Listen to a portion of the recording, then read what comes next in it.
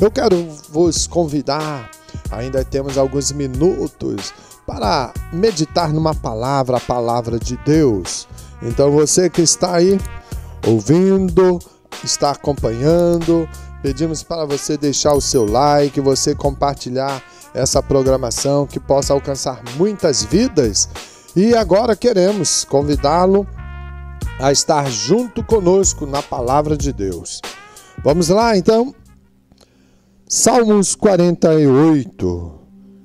Diz assim os Salmos: grande é o Senhor, e muito digno de louvor, na cidade do nosso Deus, no seu monte santo. Formoso de sítio, a alegria de toda a terra é o monte de Sião, aos lados do norte, a cidade do grande rei. Deus está nos palácios dela. Ele se fez conhecer como alto refúgio. Quando os reis se ajuntaram, quando juntos avançaram, viram-na e ficaram maravilhados, fugiram aterrorizados. Meu prezado ouvinte, amado irmão, aí está o Salmo 48, do verso 1 ao 5 somente. É um salmo que retrata algo maravilhoso. É um salmo que é composto por 3 salmos, uma forma, como nós podemos assim dizer, de expressão e agradecimento e louvor pela cidade de Jerusalém. Salmo 46, o 47, 48. Esses 3 grandes salmos de louvor, eles vão retratar Deus na sua cidade, na realeza, trabalhando o seu amor pela cidade de Jerusalém. E nós queremos aqui pontuar algo interessante que esse salmo traduz. A família de Coré era uma família muito conhecida e participaram em muitos momentos, eram responsáveis pela adoração, pelo louvor do templo, e tem uma função muito importante nos tempos de Davi. Expressavam todo o processo de adoração, de louvor ao Senhor. E nós então podemos aqui ver os filhos de Corá que estavam evidenciando a grandeza e a beleza de Deus na sua cidade, a cidade de Jerusalém. E isso nos traz uma compreensão do que Deus faz para poder abençoar o seu povo e trazer a ele um referencial, revelando-se que Ele é Deus que cuida, que se importa. Ele é Deus que vai sempre propor oportunidades para que a humanidade o reconheça e venha a ser abençoado. Por que isso? Quando nós olhamos dentro da leitura dos Salmos, nós vamos observar como o agir de Deus e o desejo dele sempre de estar no meio do seu povo. E aí a gente pode observar lá na história, no Antigo Testamento, quando Deus traz do Egito, lá daquele cativeiro de 430 anos, o povo sofrendo, o povo debaixo de um jugo terrível. Nos momentos da era de José, o governador, esse povo foi abençoado. Esse povo desfrutou das benesses do Senhor. Mas de repente surgiu as mudanças. O tempo passa, produz mudanças, e veio um faraó que não conhecia a história dos hebreus. E ele começou a subjugar o povo. Mas a promessa de Deus, ela não é esquecida. A promessa de Deus, quando Deus fala, meu irmão, a promessa de Deus é verdadeira, ela vai acontecer. Você precisa confiar. Deus ainda é o mesmo que falou no passado, fala no presente e faz cumprir o futuro. Deus é fiel. Você não pode esmorecer a sua fé e deixar que outras cantilenas por aí, com ideologias, diga que Deus abandonou o seu povo. Não, Deus não abandona os seus. Deus é fiel, e se Ele prometeu para você algo, se foi Deus, Ele vai fazer cumprir. A sua parte no propósito é continuar firme, esperando em Deus, confiando, rendendo graças. E aí, então, quando Deus lembra das promessas, Ele chama Moisés. Ele fala: Moisés, você precisa ir no Egito, proclamar que o tempo da vitória chegou, o tempo da libertação. Eu vou retirar com mão forte o meu povo lá daquele Egito terrível, daquela situação que está causando dor, que está trazendo amargura ao coração do meu povo. O clamor do meu povo está subindo na minha presença. Moisés, vai lá. E Moisés vai. E você conhece a história. E Deus retira o seu povo do Egito e leva para o deserto. E alguém pensa: Deus tirou o povo do Egito, de uma cidade. Naquela época o Egito era a cidade muito grande, era como a primeira potência da época. É como hoje nós temos aí grandes cidades, grandes nações como Estados Unidos, Japão, os 7 maiores reinos hoje na terra que são potência. Na época era o Egito. Agora Deus tira o seu povo, leva para o deserto. E aí no deserto Deus começa a trabalhar, a estruturar a sua nação, o seu povo. E chega um momento que Deus chama Moisés e fala: Moisés, eu preciso estar habitando no meio do meu povo. E Deus dá toda a estratégia, os projetos para Moisés construir o tabernáculo. E estrategicamente Deus manda Moisés botar o tabernáculo no meio do arraial. Em volta do tabernáculo estava distribuídas 12 tribos. E ali no tabernáculo, no centro de toda a estratégia do acampamento, a presença de Deus se fazia marcante. Olha, como é que era a presença naquele dia? A presença de Deus, quando Deus inaugurou, quando foi ali caracterizada as finalizações do tabernáculo, Deus com a sua glória encheu aquele lugar, santificando para Ele estar habitando entre o povo. E durante o dia estava ali a nuvem cobriu o arraial, trazendo a proteção, revelando a presença do Senhor. E depois, durante a noite, aquela nuvem se transformava numa coluna de fogo, para aquecer o arraial, para revelar a claridade, porque Deus é luz. Deus não ia permitir o seu povo estar em trevas. Então Deus, Ele é luz, vivendo com o seu povo, habitando no meio do arraial. Ele é a luz noturna que clareia, que aquece, que dá condição, que é visível e mostra: eu estou aqui com vocês. Isso é maravilhoso. Isso é muito importante, porque isso faz o crente confiar. Faz o crente descansar quando ele sente a presença do Altíssimo, seu Deus, o seu refúgio, a sua fortaleza. E aí você vai ver como é tão gracioso esses 3 salmos. O 46, ele vai dizer: olha, Deus é o nosso refúgio.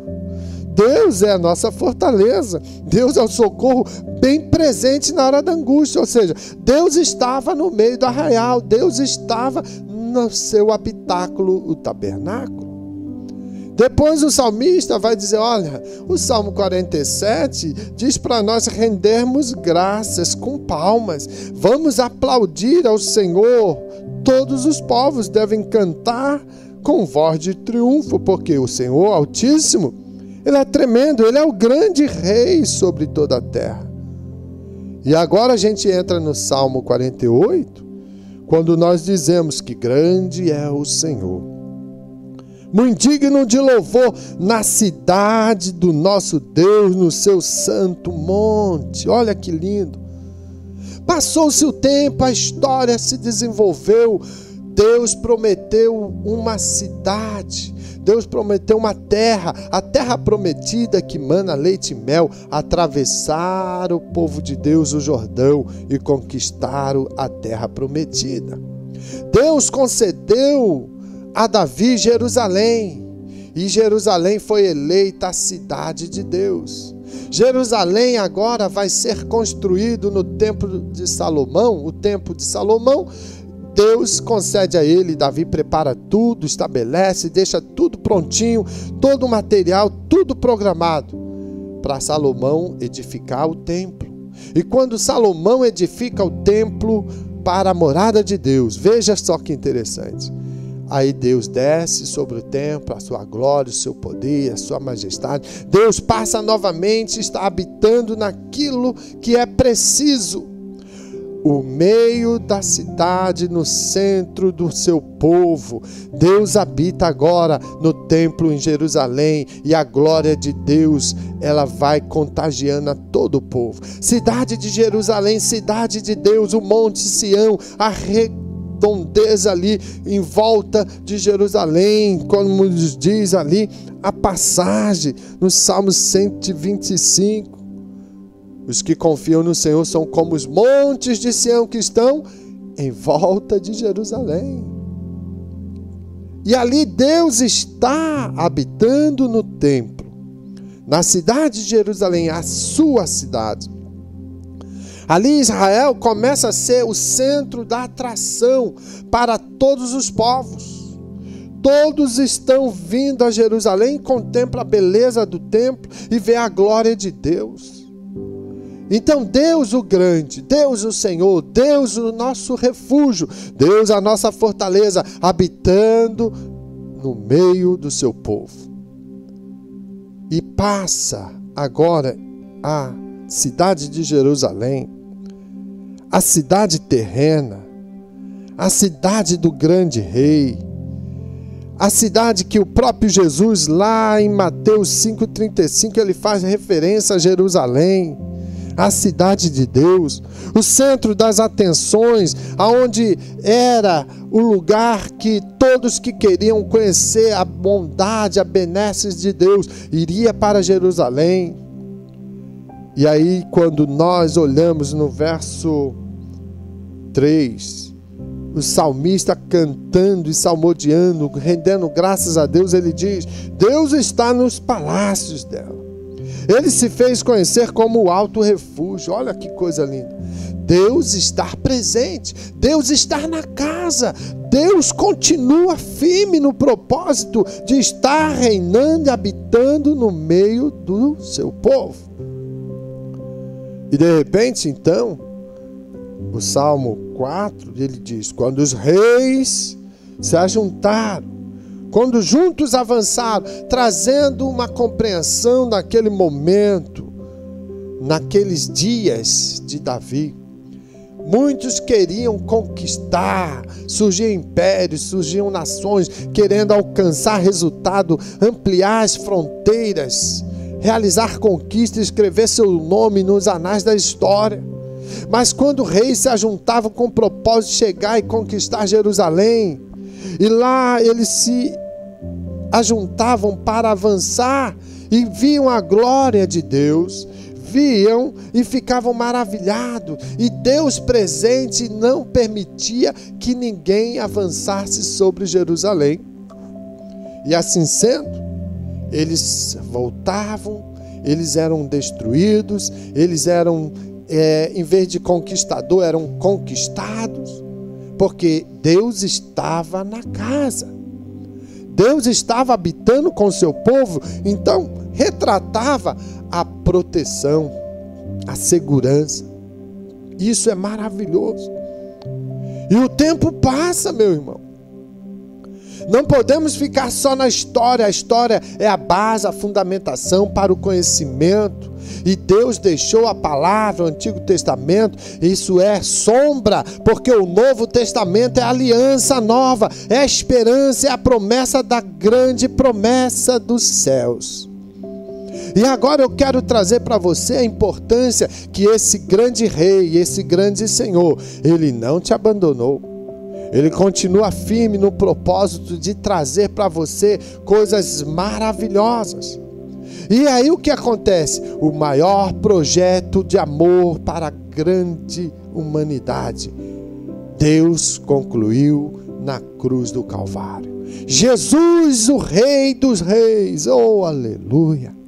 Jesus, o Senhor, o prometido, Ele vem agora para morar, novamente cumprir o propósito de estar no meio do seu povo, e através da cruz o Senhor nosso Deus consumou o projeto glorioso, vindo revelar-se a graça, o mistério que estava desde a fundação dos séculos. Jesus, o Filho do Deus Altíssimo, Jesus o Cristo, Jesus o Messias, Ele vem morrer na cruz do Calvário para você ser alcançado, para você ser resgatado, para você ser perdoado. E hoje nós não precisamos construir templos, fortalezas, mas nós precisamos abrir o coração, reconhecer que Jesus é o nosso Senhor, que Jesus, Ele veio verdadeiramente nos propor a salvação. Quando Ele morre, e naquele momento que dá o brado, nós podemos ver que o projeto foi consumado, o véu do templo rasgou-se do alto a baixo e está agora esclarecido, proclamado a todo que for alcançado, que o véu do templo rasgou, porque Deus não vai ficar mais preso num habitáculo feito por mãos de homem. Mas Deus agora está trazendo, todos têm a possibilidade de chegar na presença de Deus, o Altíssimo, o Senhor, o Deus de todas as coisas. Porque Jesus, o Filho, pagou o preço na cruz, morreu por nossos pecados. E agora Ele traz você, sendo Ele, Jesus, o mediador entre Deus e o homem, sendo Ele, Jesus, o sumo sacerdote, sendo Ele, Jesus, sim, o juiz, sendo Ele, Jesus, o Rei dos Reis, sendo Ele, Jesus, o que proclama, e como nos diz lá em João 14,6, Jesus é a verdade, Jesus é o caminho, Jesus é a vida. Não há outro meio, não há outra condição a não ser por Jesus. Jesus é a esperança da glória. Jesus é aquele que pode te propor coisas inexpressíveis, coisas inimagináveis, coisas inimagináveis, imensuráveis. É o amor de Deus que Ele se revelou na cruz. Jesus ressurgiu, ressuscitou ao terceiro dia, e Ele vai na presença do Deus Altíssimo, lá no santuário do Altíssimo. Olha que coisa linda! Diz o Salmo 48, ainda no verso 1, que o Senhor, o nosso Deus, Ele está na sua cidade, no seu santo monte. Nós podemos ver então agora que Deus, estando nos céus, Jesus vai cumprir sim o protocolo, vai lá se apresentar no Santo dos Santos, lá no santuário, na presença de Deus. Ele vai falar: Senhor Pai, estou trazendo aqui o meu sangue derramado na cruz, o meu sangue como um preço caro. Estou aqui resgatando a humanidade, estou sim redimindo o meu povo, estou justificando, e todos que crerem, todos que confiarem, todos sim que entenderem e me aceitarem, vão estar na sua presença. Não vai precisar mais ninguém morrer, não vai ter mais sacrifício, sangue derramado, porque o meu sangue é o suficiente, o preço que eu pago é o suficiente. Então Jesus se apresentou nos portais eternos, o véu do templo rasgou, não há mais separação. Jesus é a porta, Jesus é o caminho, Jesus é a verdade, Jesus te leva aos céus. E algo maravilhoso para fecharmos a mensagem, aonde Deus habita sempre no centro, aonde Deus habita sempre sendo a posição primazia em todo momento na história. Ele tem que ser adorado, a Ele render graças, a Ele estar rendendo louvores, a Ele toda a gratidão. Jesus precisa estar no centro. E o centro aonde Jesus agora precisa habitar é o seu coração, porque quando Ele morre na cruz, você aceita-o como Salvador, você reconhece o projeto glorioso do Pai, o amor revelado, você começa agora a experimentar e dizer: Jesus, eu preciso de Ti, Jesus, venha morar na minha vida, Jesus, venha estar no meu coração. E como Paulo fala, que agora o Senhor habita em nosso coração. Nós somos templos, nós somos habitação, moradas de Deus. Paulo retrata isso com muita propriedade em suas cartas. E agora então nós entendemos que o Senhor, Ele quer habitar no centro do seu coração, aonde vai estar sim cumprindo a sua vontade, a direção, o seu propósito. Então Deus continua estando presente no seu coração. Creia nesta palavra. Você aceitou, os seus pecados foram perdoados, Deus redimiu, justificou a sua vida, o seu propósito agora diante do Pai está aberto, e você pode sim chegar com confiança ao trono da graça, pedir misericórdia, encontrar refúgio, encontrar socorro, encontrar resposta, encontrar perdão. Por quê? Porque Jesus morreu pelos seus pecados, redimiu, e agora você tem a habitação de Deus em seu coração. Isso é maravilhoso, isso é glorioso, isso é a graça revelada através da cruz. Então, meu amado, não fique no desespero, não pense: estão me atacando, estão me ferindo, estão me apedrejando. Não tem problema, Jesus falou: por causa dele você teria opressões, perseguições, injúria, seria caluniado, você seria abatido, mas você também teria a presença dele, o amor dele. Ele estaria contigo, Ele estaria guardando sua vida, Ele estaria te dando força, Ele estaria revestindo seu coração. Então veja bem, Jesus hoje está no seu coração, habitando na pessoa do Espírito Santo. O centro do seu coração é o altar, a presença dele está aí, a glória dele está aí. Olha que coisa linda, o sol da justiça raiou na sua vida quando Jesus na cruz do Calvário morreu, ressuscitou no terceiro dia, proclamou a vitória diante do Pai e estabeleceu para a humanidade que Ele é o Senhor, que Ele é assim a salvação, que Ele é o caminho. Então veja, creia, confie, por mais que os adversários cheguem, quando ele chegar diante de ti, ele vai ver a presença do Altíssimo, a glória do Pai, o sangue do Senhor está sobre os umbrais da sua casa, o sangue do Senhor, ele está sobre a sua vida. E lá no mundo espiritual, Satanás, quando vem buscar destruir a sua vida, porque para isso ele foi proposto, para matar, roubar e destruir. Mas quando ele vem avançar em sua direção, sabe o que ele olha? É como nós olhamos, sim, quando estamos viajando, quando estamos caminhando por lugares, e está lá naquela fazenda, naquela propriedade de alguém, de algum fazendeiro, de uma pessoa importante, de alguém que pagou um preço. Ali está a propriedade exclusiva, proibido entrar.